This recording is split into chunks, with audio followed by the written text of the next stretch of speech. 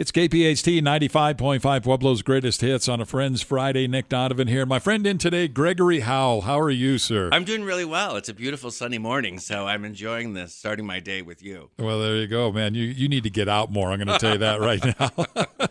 Now, you know, most of the people I've had here on Friends Fridays I've known for years and years and years. And you and I have known each other for a while, not a real long time, but you kind of came to Pueblo just kind of out of the blue. Is that correct? Like 10 years ago or something? Yeah, it was about 11 years ago, and it was actually a team of really innovative doctors, physicians based here in Pueblo that were opening up a network of healthcare clinics. And it was at the time when the Affordable Care Act was being passed. Right. So healthcare was really kind of the talk of the town, talk of the nation. So I had just kind of come out of 2008 when everyone was coming out of some crash and burn situation. So you had some healthcare background then? Is that correct? Is that how this worked? Not so much healthcare. I mean, I had a little bit of healthcare background, but it was more so these team of doctors I met in Japan. Wow. So I lived in Japan for about 10 years and did my undergraduate and graduate work in East Asian studies. And it was this really amazing team of doctors that were looking at a new way to deliver healthcare. So it was about mind, body, spirit, soul. It was about eliminating abandonment in the whole delivery of healthcare. There were a lot of things that the Japanese culture, it's just part of their kind of unique group-oriented consensus-building society. So they wanted to apply some of those, and my title was Director of Creative Solutions, which basically meant I did whatever was necessary to do. You need me to wash the windows while I'm here? I'll take care of that too, right? Well, and we did open up 6 clinics from the ground up in 18 months. So some guys in Pueblo get a hold of you in Japan, you come here, and we're going to find out more of that. Well, yeah. Well, what they did was they first asked me to do these ad hoc projects because I can do a lot of different things, from writing to digital technology to website development, social media. Really, it's all about storytelling. And they wanted to really bring this all together because this was a ground-up operation. So they asked me to do these projects. And then finally, I just said, you need to fly me to Pueblo. I want to see really what you're doing on the ground there. See the brick and mortar and what's going on. And they flew me here, and they made an offer I couldn't refuse. So, and I thought I would just be here for about two years, maybe 3 years at the most. But like many, either your car breaks down on I-25 or there's something about this town, and I'm a chronic student of history, culture, and the arts. A lot of it here. Oh, my gosh. You just dig, and you keep digging, and there's another story, and then there's another situation, and another person. Well, we're going to find out some more of those stories coming up here. It's a Friends Friday on KPHT 95.5. Pueblo's greatest hits. Gregory Howell in here today. It's Pueblo's greatest hits, KPHT 95.5 on a Friends Friday. My friend in today, Gregory Howell, a transplant. Now, you weren't born in Japan, were you? No. I was actually born in Southern California, and I was fascinated by Japan at a very young age. I used to spin the globe, and wherever my finger would land, my parents had this amazing collection. I think everyone had Encyclopedia Britannica. Well, my mom still has them. Yeah. I mean, what happened to all those salesmen that used to roam the neighborhoods? But so my finger would land, and then I would immediately go to the books, and I would just start reading about it. Well, for some reason, I either intentionally landed on Japan, because there's like a little worn-out spot on the globe, and then when you look at the books, that was not only Encyclopedia Britannica, but Time Life did a whole series of books like those on individual countries. And the Japan one, you can't even read what's on the binding on the outside of the book because I took it so much. So I was studying Japanese very early on, and then we had a unique family opportunity where we kind of swapped children. So one of our family friends in Japan, their daughter came to live with my folks, and I went to Tokyo to live with her parents. And that was kind of like, it was like Disneyland. It was just like, wow, dreamland on steroids. It was everything I wanted. So that kind of just put me on this trajectory, which then my studies, everything kind of had a Japan connection. All right, so you go from Japan, you come to Pueblo to help this group of doctors out, and was that a success? All that came together okay? Success. Well, if you know Rocky Mountain Vein Institute, which is now American Vein and Vascular. So Dr. Gordon Gibbs. Right on the Union, right there on the Riverwalk. On the Riverwalk. Yeah, that's where because they had a presence at 17th and Greenwood. And it was just a tiny little office. And then they just really expanded. So the Riverwalk Clinic is the flagship clinic for the entire network. But we opened up clinics in Parker, in Canyon City, in Colorado Springs, in Vail. I mean, the list went on and on. So it was a really good way for me to understand Colorado in particular. Right. Because when you're talking about marketing, you're talking about the delivery of services, for an outsider who's fresh right off of the boat, literally, because I consider Pueblo, it's like the shores of Pueblo.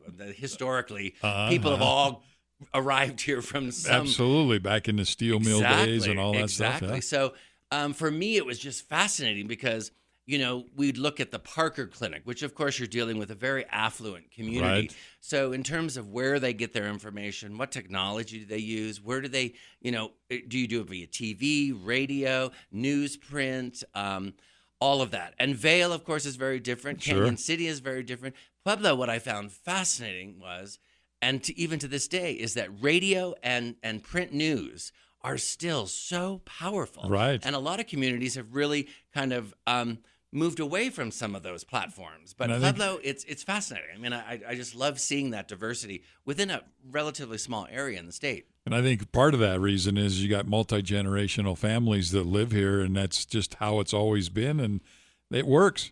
Well, yeah, and just looking through the phone directory or listing of names, when you start looking at Pueblo, I mean, you've got, Hispanic names, you've got Eastern European names. I mean, then some families that have both. I mean, a lot of consonants with very few vowels. Hard to pronounce. Yes, very hard to pronounce. I keep asking people, how do you really say your name? Because do I put the emphasis on the first syllable or the second or the third? Well, I'll have to tell you my real name when we're done here, too. Yeah, because it fits into that. Gregory Howell in here on a Friends Friday on KPHT 95.5, Pueblo's Greatest Hits. Brought to you by Advantage Home Mortgage. It's Pueblo's Greatest Hits, KPHT 95.5 on a Friends Friday. Gregory Howell in here today on a Friends Friday. All right, we figured this out that you came here for a purpose to help some doctors market some situation that they had and that. But then you couldn't leave. What the heck kept you here? I think it had to do with, I grew up in my earlier years in Southern California. And, of course, Hollywood is a big part of Southern California. See, I'm already saying Southern Colorado. Yeah. Southern California, exactly. But where I lived is where all the movie sets were. So MASH, Little House on the Prairie, Oregon Trail. I mean, these were like our backyards. Right. And so for me, that notion of creating a reality situation out of, these makeshift facades was really fascinating. Just creating the illusion of something from a certain period in time.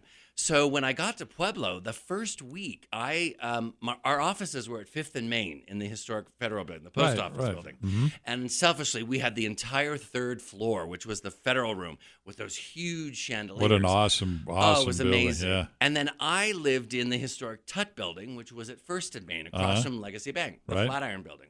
So when I first started to walk around, and I'm a big walker, I find that's the best way for me to get to know a place. And I started walking around, and literally I would just stop and I would go, why is this building here? So the whole town kind of reminded me of like a back lot in Hollywood. I mean, it was just dropped. I mean, and so beautifully preserved, because I've since learned that much of, say, Union Avenue, that historic district, there was a time when much of that was going to be leveled to the ground. It used to be bad. Yeah, I've heard many, many stories. So that whole stretch from Union Depot all the way down, basically, to what was 1st and Main, now, City Center. Like the Riverwalk and right in there. Yeah, so that was horrible. For me, that was a big deal. And I started to just start digging into the history. And Pueblo's done a really excellent job, especially with the bronze plates that are on the historic buildings all throughout Union. I just started to take that information, and then I would go one step further, because I'm a huge fan. I've studied architecture. I've studied design. When I worked for the Japanese government, I used to work with a lot of the international architects. This is when the bubble economy was exploding in Japan. They had so much money that they didn't know what to do with it. And in fact, let's give some to Gregory Howell. Well, I wish. Actually, one of our departments, when I worked for the mayor of Yokohama, it was the international design section. And like many budgets worldwide, if you don't use up all your money, you lose it for the next request. Right. So we had one weekend, I'll never forget it. We had to find a way to spend $1 million in a weekend. Wow. And that's kind of unusual. I mean, for me at least, I don't usually have that opportunity. Yeah. So our whole team did that. But so for me, I just started to dig. And then my first opportunity was to be on the board of directors for the Steelworks Center of the West. And everyone had shared with me. And just by asking, and I do now when I say, are you a native Puebloan? And then I ask how many generations and how did your family arrive here? Right. And when you hear time and time again that there's either an immediate connection with the steel mill or one of the affiliated industries, I just started to dig. And then, of course, any story when you can put in empire builders. So you've got Guggenheims, Rockefellers. I mean, when you have names like that, they just don't go anywhere for any reason. And it really is with empire builders, the good, the bad, and the ugly. And when I talk about the ugly, when I lecture about Pueblo, it isn't so much the ugly. That, of course, is always there. But it's more about the messiness. Because I find in any great story, all of that messiness is where all the humanity all the good is. stuff Yes, is. exactly. I mean, it's sometimes hard to talk about, but that messiness is really where all the humanity is in a good story. Wow. It's a Friends Friday. Gregory Howell in here.